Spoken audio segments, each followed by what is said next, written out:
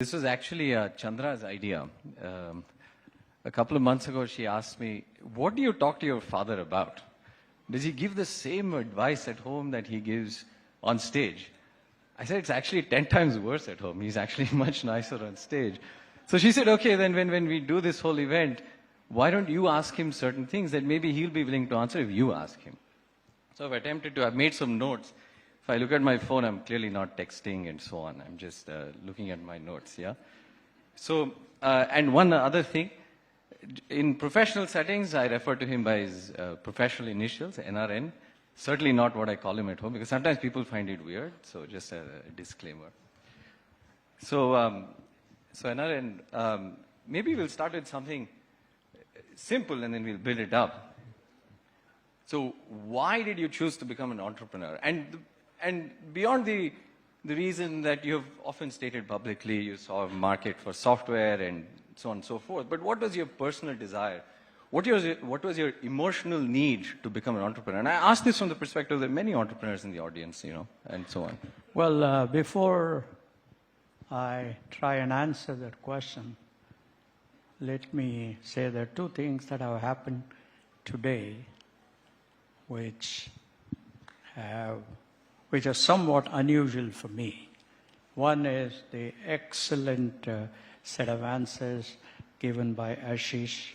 So much of wisdom in his answers. I enjoyed every minute.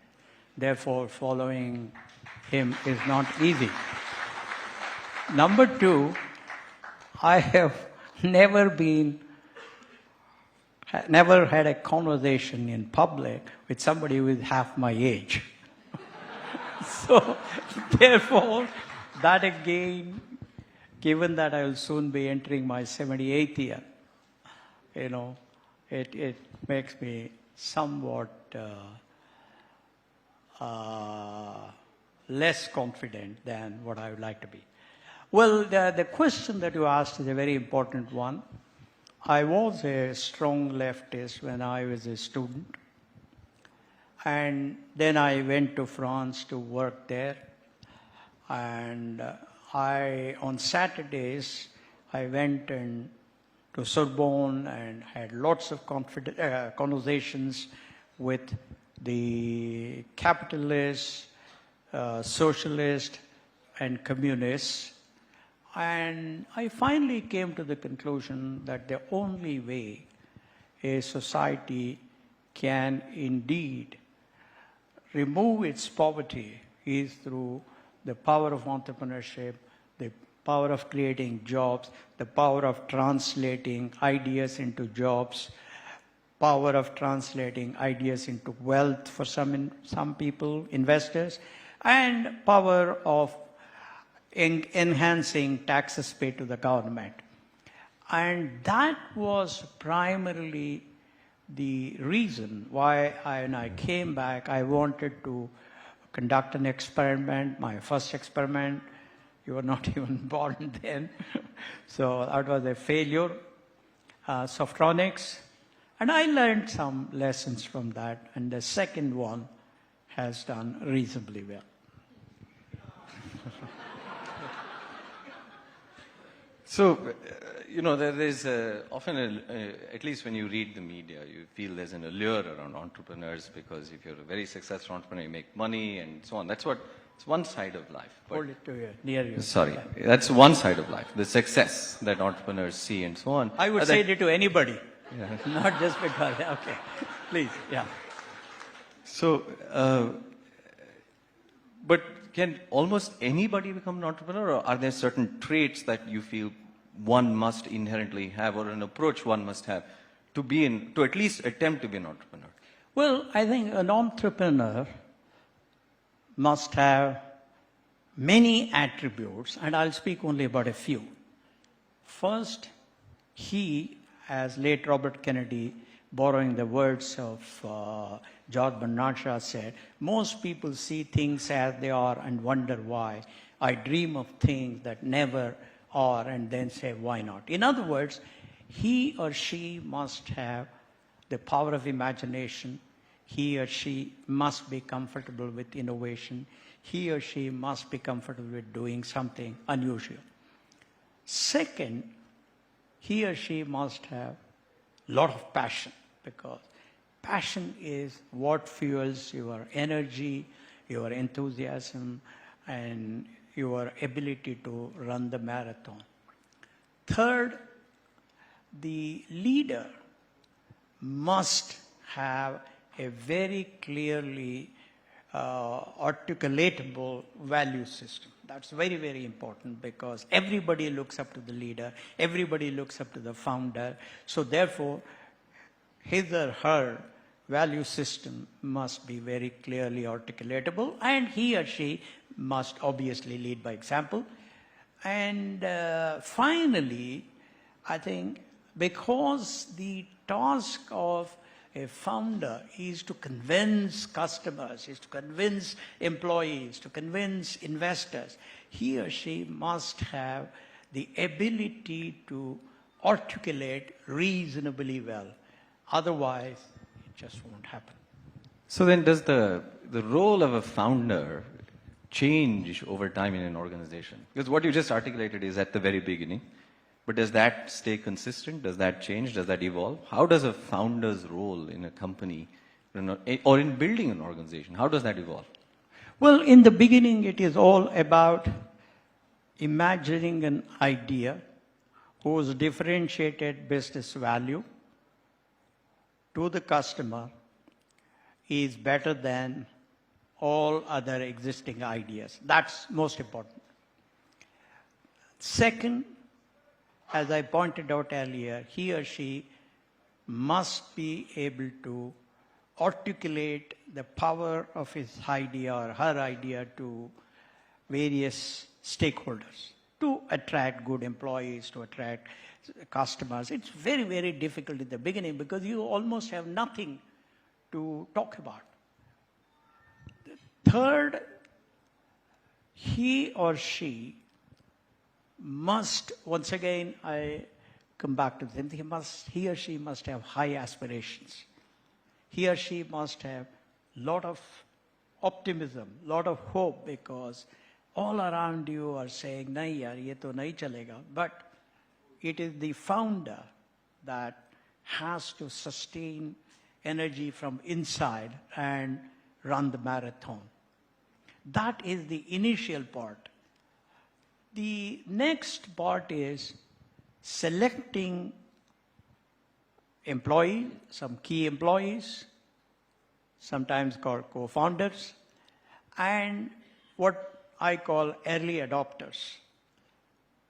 And for that, as I pointed out earlier, your job is all about passionately articulating why you are going to change the world.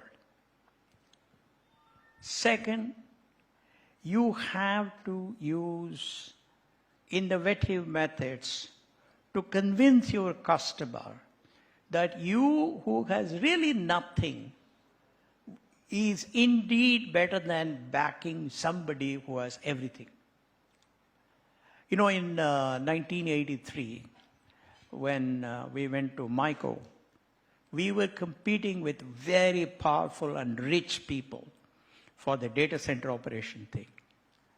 I realized that the only plus I had was my ability to use mathematical modeling to demonstrate that our computer for data center was much better than the other fellows. So I used a book, which obviously you know, called Jean-Luc Bayer. He used to be a professor at University of Washington, Seattle. He had written a book on quantitative methods in computer architecture. I used that book and I made a presentation. My presentation was to be for 20 minutes. It went on for 8 hours. And I asked them, have my competitors given you this data? No. So I think the second phase, your responsibility is to use some smartness, to use your passion with customers, investors, and employees. And this is the time when you have to sacrifice very heavily. Because at that time, money is very little. Challenges are huge. And you have to sacrifice hugely in terms of being away from family, being away from loved ones, traveling, with minimal expenses, staying in hotels with minimum expenses, and economizing on every expense in the company. Of course, these days it's different, but I'm talking of the olden days. So that is another very important aspect in the building up stage. And the other aspect of entrepreneurial phase of any company is quick decision making. Everything you will have to take quick decisions. You can't say, I'll form a committee and the committee will come back, will give a report and then I will decide. No, you have to decide quickly. Next, every startup company must have only one leader. There cannot be two leaders. There cannot be three leaders. It's just one leader. I was very, very fortunate to have had such compliance by all my younger colleagues. Because one thing is, that leader earns the plaudits, earns the loyalty of all the younger people, because he or she sacrifices more than other people. He or she works harder than other people. He or she takes much less salary or makes huge sacrifices in salary than other people, etc., etc. This is the entrepreneurial phase. The final stage comes, and that is called managerial phase. Once the managerial phase comes in, that is when you invite managers to create systems and processes, to create protocols, to invite independent directors, to have a good governance mechanism. And, of course, by somewhere around this time you would have got listed, then you have to provide quarterly results, and all of that. So this is how a founder metamorphosizes himself or herself over these phases. Right. And you said something very important that I think even the previous session they referred to. Anybody in this crowd who has started a company has had to recruit people. And when you don't have much to show, it's harder to recruit. So how did you recruit your first 6 or 7 colleagues? Well, first of all, I first had to decide what kind of people do I want to recruit. My focus was on competence, because if you don't have competence, then nothing will happen. Not much work will progress. So first is competence. Second is value system. Because value system is required because in the beginning, everybody has to trust implicitly everybody else. Nobody should say, when I'm sleeping, the other fellow is putting his hand in the till. Third, the only thing the employees of the company have are your words. There is no guarantee, nothing, whether this idea will take off or not. So in order to engender such a trust amongst the people that you recruit, you must be authentic. In other words, you have to walk the talk. You must be truthful. You must be trustworthy. You must demonstrate your passion. You must walk the talk. And once you do that and then create a dream, you would have already created a dream, and once you paint the dream in rainbow colors and talk about the good days that will come, if all of us do what is needed together as a team, in unison, then there is a reasonably high probability of people buying your vision. And that vision, at the end of the day, must have something in it for everybody that is in the team. It cannot be that only, four of us will make a lot of money and rest of you will suffer. No, it just won't work. So you have to create a vision which is a win-win-win-win, that kind of stuff. And once you do that, then you have selected the right kind of people and you have convinced them through your passion, through your authenticity, through your storytelling, through the stories of all other wonderful entrepreneurs who have succeeded. And I think you are only enhancing the probability of success. Yes, but you were 35, 2 children, 80s India, No, so... no, you were not yet born. Sorry, one on the way, one on the way. Oh, yeah. One child and one on the way. And if it didn't work, maybe you'd be a 40 or 42-year-old mid-level manager at most at that point in 80s India. I can't imagine there was a market for hiring a lot of those people in software those days. No. So the risk for you is very high. And then on the other hand, most of your initial younger colleagues were early 20s. They presumably had more options. So how did you convince, at least tell us one or two of them, how did you convince them that, hey, they should listen to this 35-year-old versus pretty much doing whatever else they wanted to do? Yeah. Look, I was the head of software at Patni Computer Systems Limited, and all these guys, I had hired them. Well, Chris was one person who was hired by Ashok Patni from IIT Madras, but the rest of them I had hired. And they were all 5, 6 levels below me. For example, Nandan I hired as a software engineer trainee. Shibu I hired as a software engineer. Dinesh I hired as a software engineer. Ashok Arora I hired as a software engineer trainee. Raghavan I had hired, etc., etc. Now, when I started out on this journey, they all knew that I was earning a much, much, much higher salary than all of them. Number two, they also, in some way, I was not talking as much as I do today, they realized by my action that I had a big dream.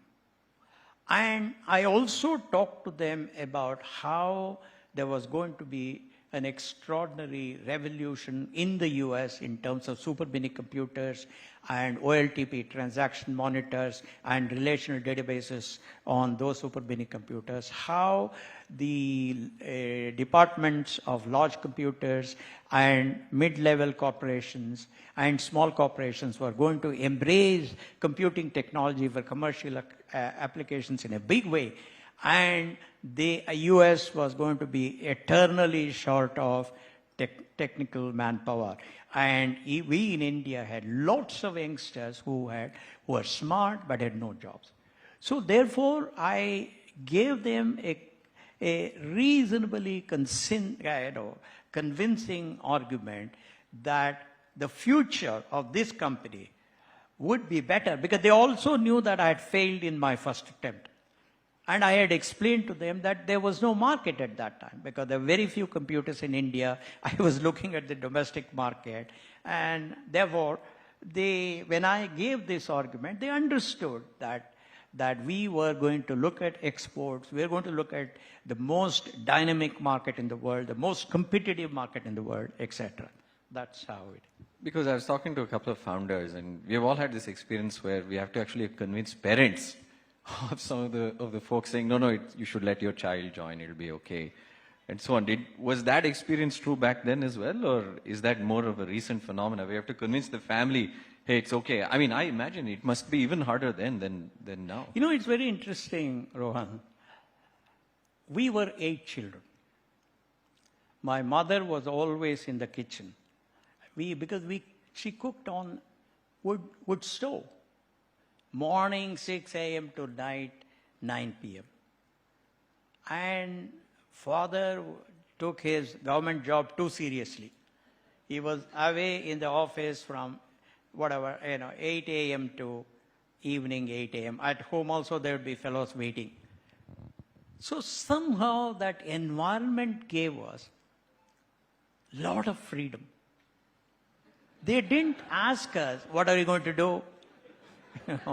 Have you eaten well? Have you slept well?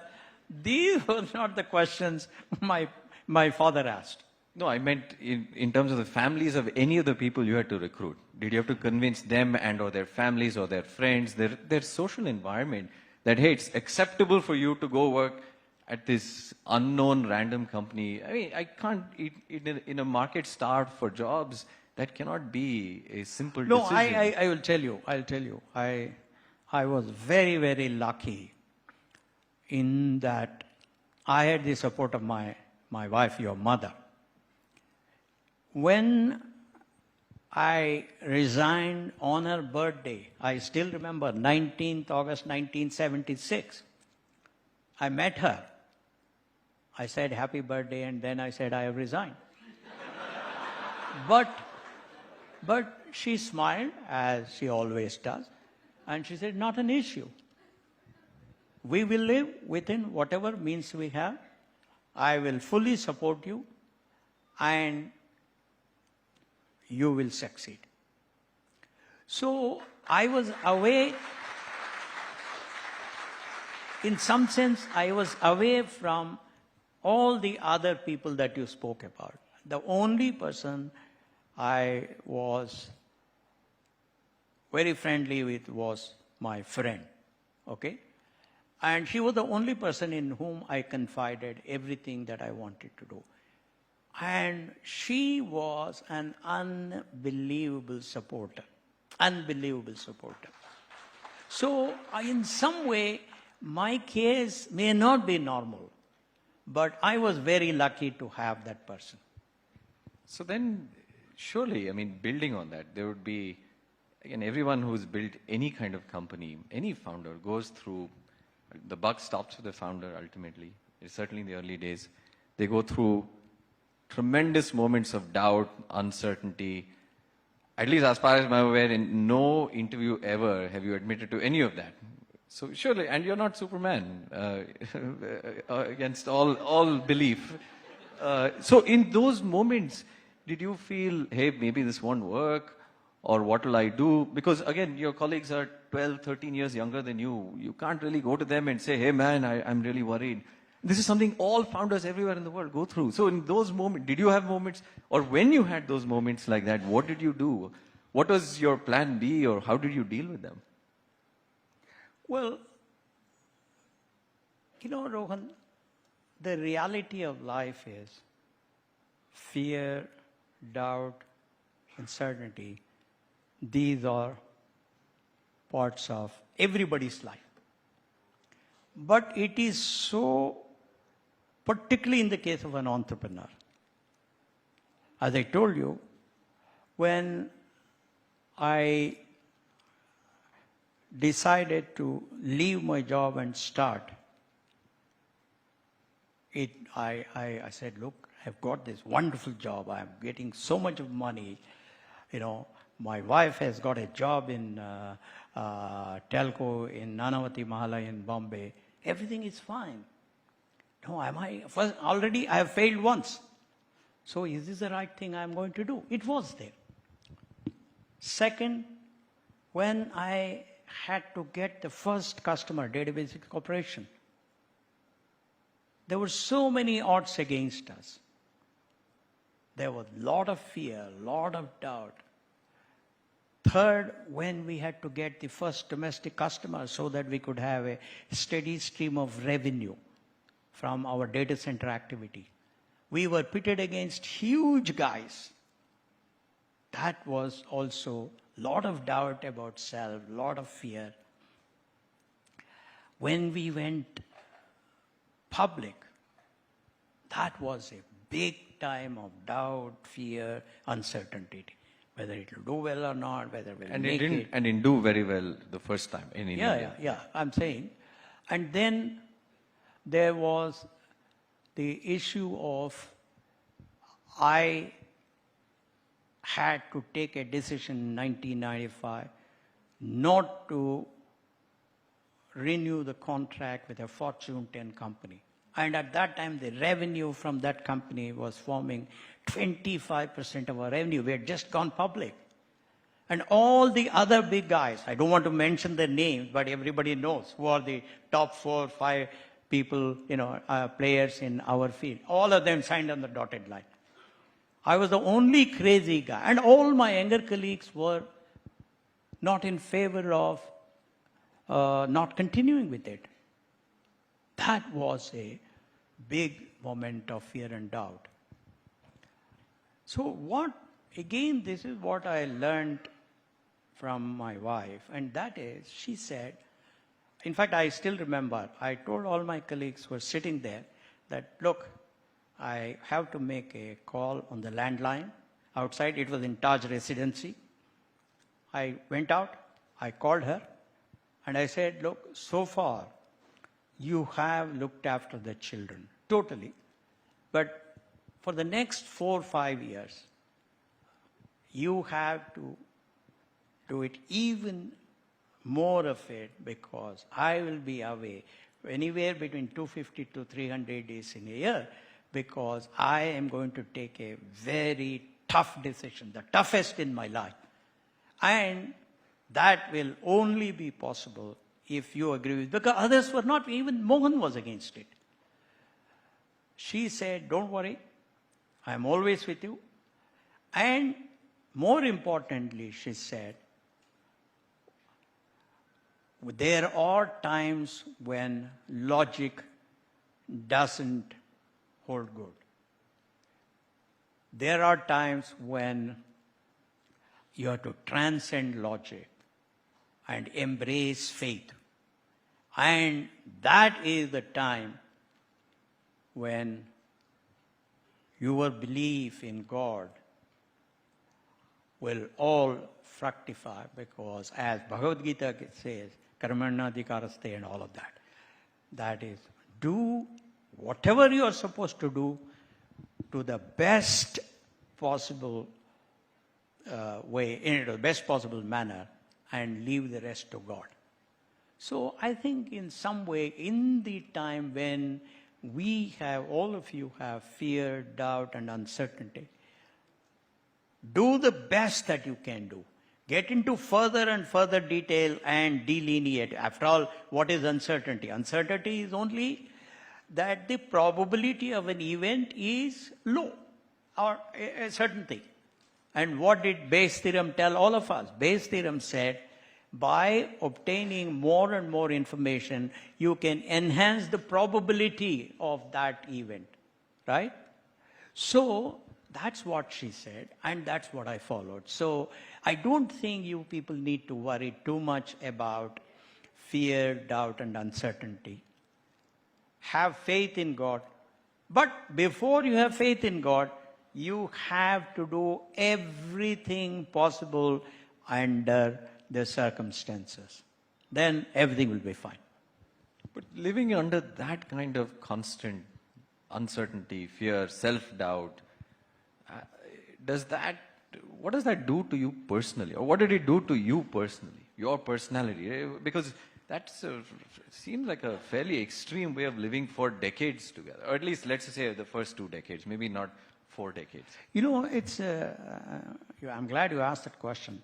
That evening, when I took that decision at Taj Residency, Fanish was just joined as the head of sales, and I were in the same car. We are going back to the Electronic City. It was the wretched road. Everybody knew at that time, 2.5 hours. We are back to the same place now. Anyway, sorry. No, but that is a fact anyway. Agreed. Sorry.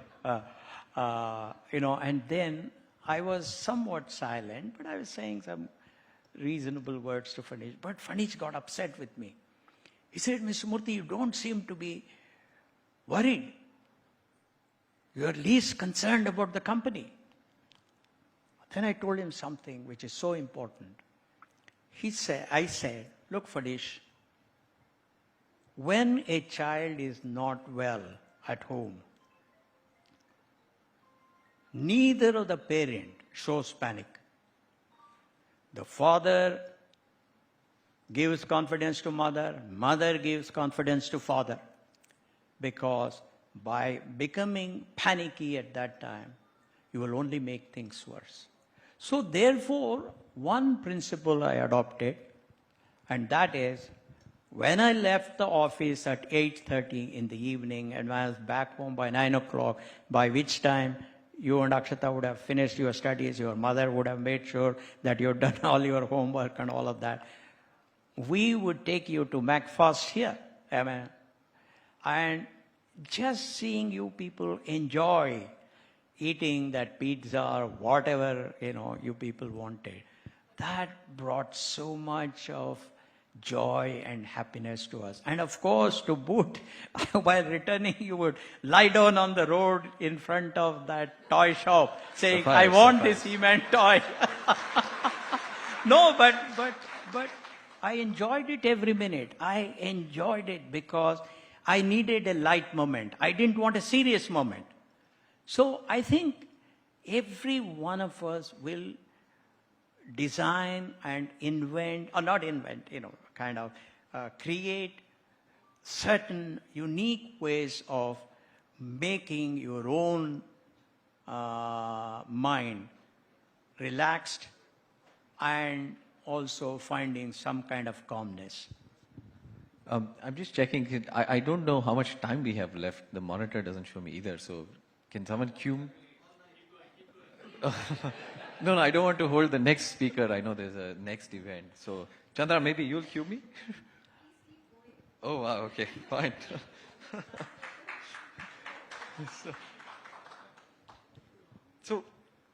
But in all of these years, again, whenever I ask these questions, I was just imagining there'd be many founders in the audience. Of course. I mean, I'm projecting some of my own experience being founder as well, certainly in this conversation, asking these questions.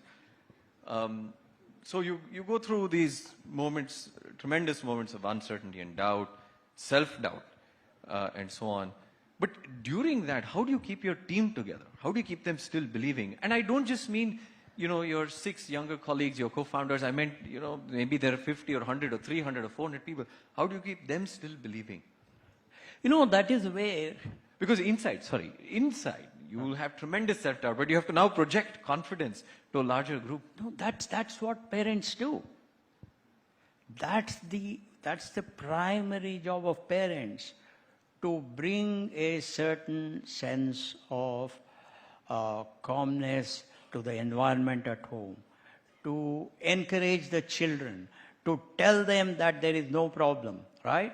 So therefore, what I would do was to crack jokes in the office and to start on something new. I mean, it may not be very strategic, but something new, and then talk to them about how other people have gone through bigger problems than we are going through, how God is with us, and then I would tell them, look, last night I went to Raghavendra Swami Mutt. So I think these things give people some confidence. In other words, look, the whole human relationship is based on faith and trust. Husband has trust and faith in wife. Wife has trust and faith in husband. We have faith in God. All of that, right? So therefore, creation of trust is by showing them how authentic you are, how genuine you are in caring for them, how you are always there to take care of them, by doing very simple things like, let's say we would go to a canteen. There was only one canteen at that time. So I knew that, let's say on one of those days, I'd say Dinesh liked something. So I would give part of my food to him. I would say, Dinesh, please, I know you like it, eat it. So I think small things in life make a lot of difference in raising the confidence, trust, and faith of your youngsters in you. So therefore, we all cannot keep on telling lies, because the moment they think that it is all lie, they won't trust you anymore. So you have to be authentic as much as possible. But you should not be panic. You should not, make them kind of start crying. Right? Yeah. One of the things you always told me is, it's not just entrepreneurship, it's true for all of life, that life is a series of compromises. And you say some of the compromises are geometric progression, some are linear progression, and so on. And I don't know if you'll want to answer this publicly, but I'll still ask you. What is the most significant compromise in your professional life that you've had to make? If you don't answer specifically, you can tell us at least the philosophy behind it. No, I think I will give you a general gyan, because there's so many wonderful entrepreneurs, and they too would face it. See, any group, any team has a portfolio of some people who lack transparency, some people who do not take any bottom line responsibility, some people who are waffling, some people who start biases very quickly, etc., etc. It is always there. Now, the smartness of the leader, which all of you are, is to realize it, and to the extent possible, emphasize the strengths in situations and de-emphasize weaknesses in situations. There is no 100% solution to any of these. Let's say you are in a discussion where you are discussing the next quarter result. Supposing there is somebody who has a habit of leaking. I've come across such people too at Infosys. Not among my co-founders, but somebody else. Now, then the best thing to do is to, in a nice way, without that person losing his face, make sure that he is not part of that discussion. So what you are doing is you are reducing your risk. You are de-emphasizing the weaknesses. So I think that is the only way. I've deliberately not answered, given specific examples, because that's not the purpose of this discussion. Because those examples may not mean anything to any of them. Fair enough. But just switching gears a little bit, right, on top of moving away from all the uncertainty and fear, the positive side, there's an analyst report, I think late 90s, maybe early 2000s, that said Infosys is God's own company. That was the title. And it listed all the first company to give stock options in India. I suspect many people here know. In fact, there had to be some case in the Supreme Court that had to be resolved for this. We won that case. Yeah, to make it possible. Thanks to Mohan. Yeah, thanks to Mohan Das Pai, and that made it possible for all future generation of companies in India to do this. First company to do this, first company to do that, to voluntarily declare quarterly results when it was not really mandated or required for listed companies, and et cetera, and so on. It feels like, at least to me when I read these things, a lot of these things come out of the philosophy of the founder, of some kind of philosophy, some kind of culture that the founder must believe in. And then the organization is a manifestation of all of these things. Is that a fair assessment, fair characterization? And if so, then how important is the role of a founder's philosophy in building an organization, in creating a deep culture that permeates through all levels? Oh yeah, you hit the nail on the head.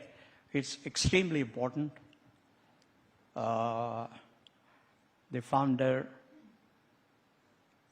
at least till he or she retires, has the imprint of his soul on how deliberations take place in the company. In our own case, because I was a leftist to begin with, because I came from a family of 8 children and a high school teacher as father, so therefore we were lower middle class, we were taught that sharing is caring. We were encouraged to share.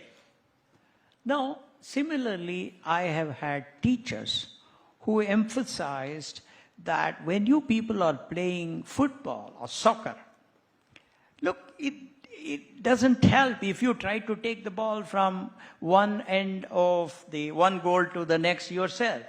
The smartness is to share the ball with others, to give a pass. So I think there were a lot of these influences. Second, as I pointed out earlier, my own experience in France and in getting converted from a confused leftist to a determined, compassionate capitalist. What do I mean by a compassionate capitalist? And that is conservatism in economic matters, liberalism in social matters. So I think, and the kind of company that you keep, the kind of trust you build in your people, the kind of sacrifices that I saw in my younger colleagues. People would be in the office up to 4 a.m. to complete the annual report for 5-6 days. And I would be going character by character through that. No, my doing was somewhat simple because, I had a car, I would go home. But there were people who didn't have a car. They had to get some rickshaw or something. So when you see such examples of commitment to the company, my view was that the best way of deriving happiness and joy is to share whatever little fruit is coming out of this exercise with as many people as possible. That is why we distributed as much as $20 billion amongst our people. And so I think it is a combination of all these. And therefore, I think, for example, punctuality. I would be there in the office at 6:20. So at that time, people realized it. So people would always come on time. I did not have to tell anybody, Bhaiya, you have not come on time. No, because your actions speak louder than your words. And, excellence. I would go and visit toilets. People knew that this guy is visiting toilets to make sure it's clean. So automatically, it gave a lot of importance to the janitors who cleaned the toilet. It increased their pride in their work, and it gave a message to other people. So I think in some way you're right, Rohan, that the founders have the potential to leave their footprint on the company, to meld their soul with the soul of the company.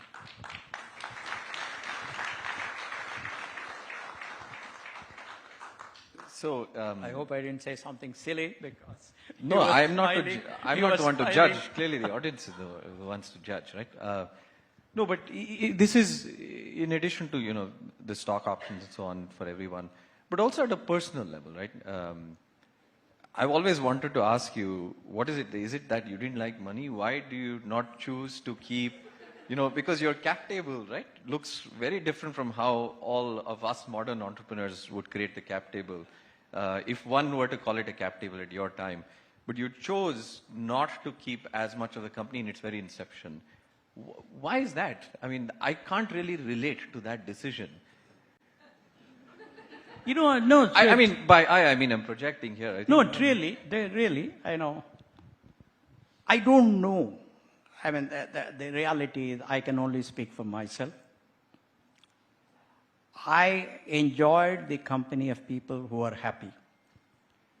I enjoyed the company of people who felt I was fair to the extent possible.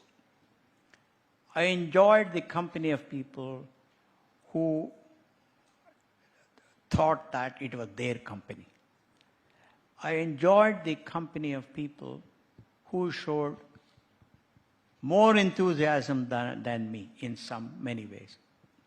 So I knew that in order to do that, I cannot say that I will keep the major percentage and then you guys do that. That is my personality. I'm not saying there's anything right or wrong about it. These are all personal philosophies. And as I told you, the character that has impressed me most in Mahabharata is Karna. Nobody else. Because of his generosity. So I think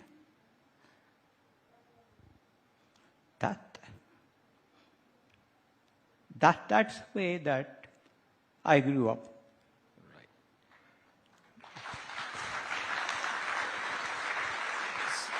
Switching to something somewhat contemporary, Chandra and I were talking.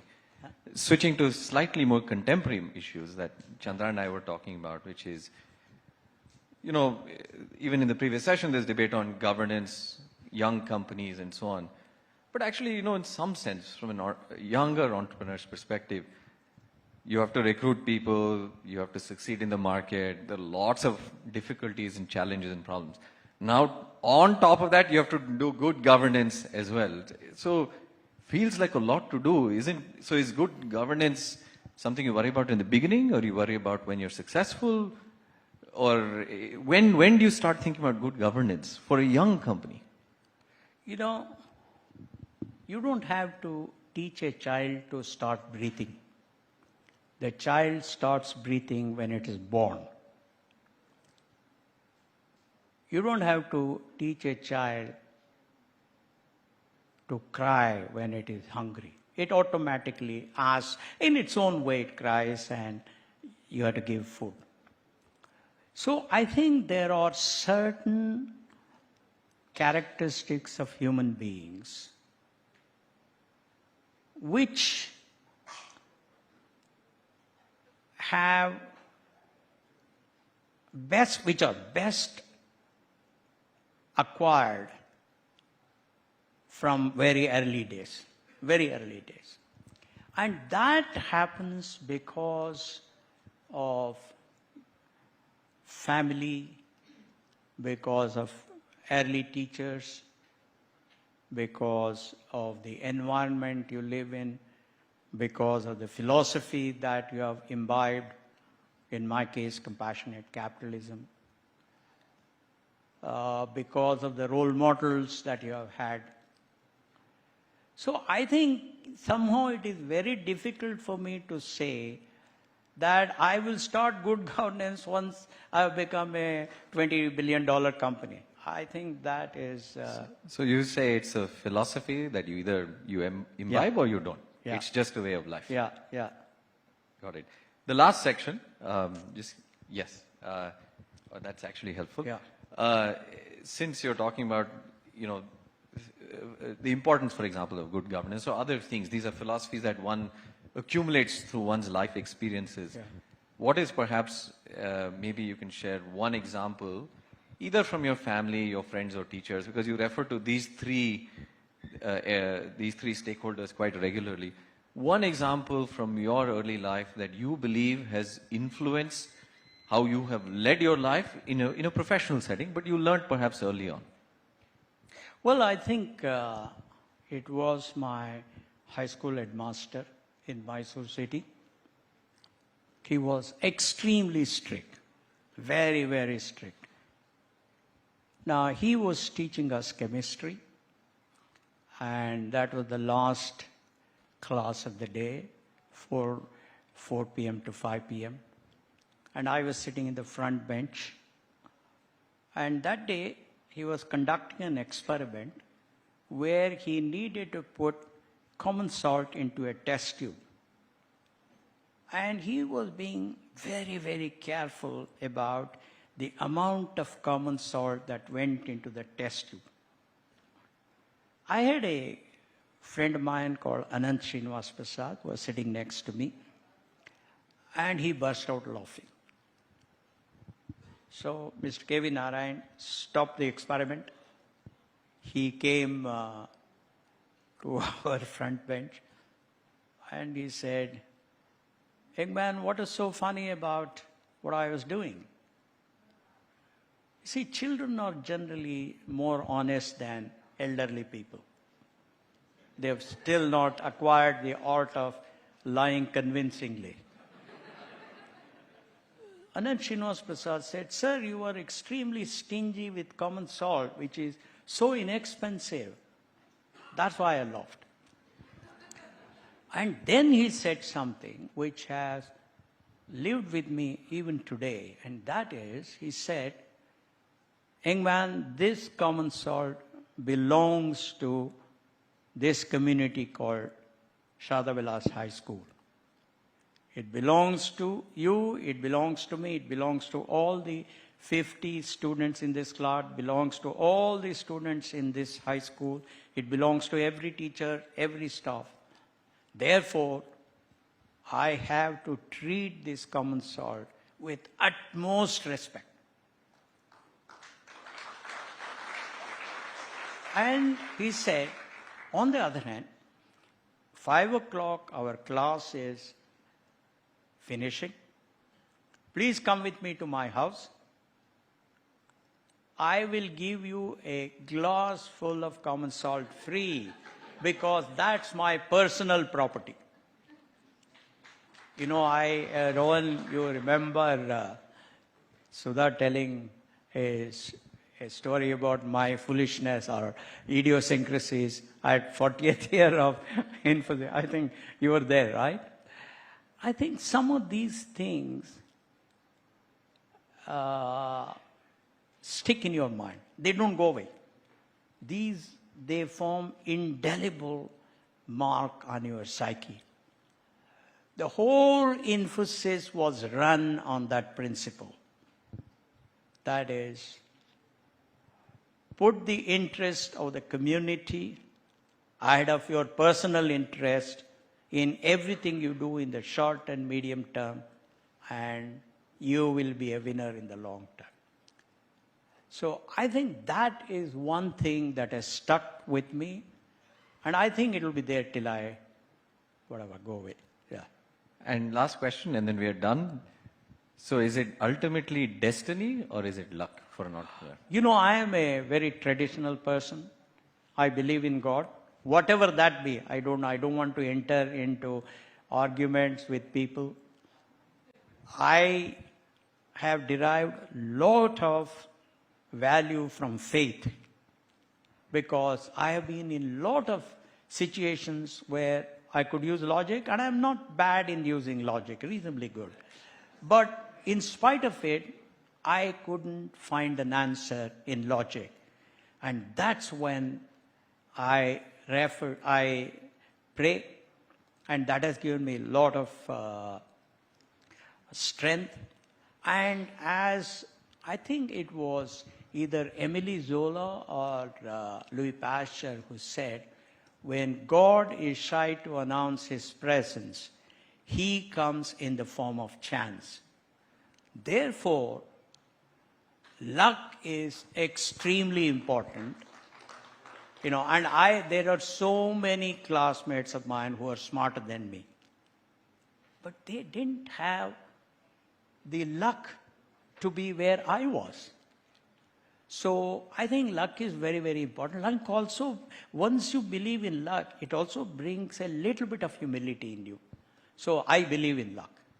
Great. With that, we're done. Thank you.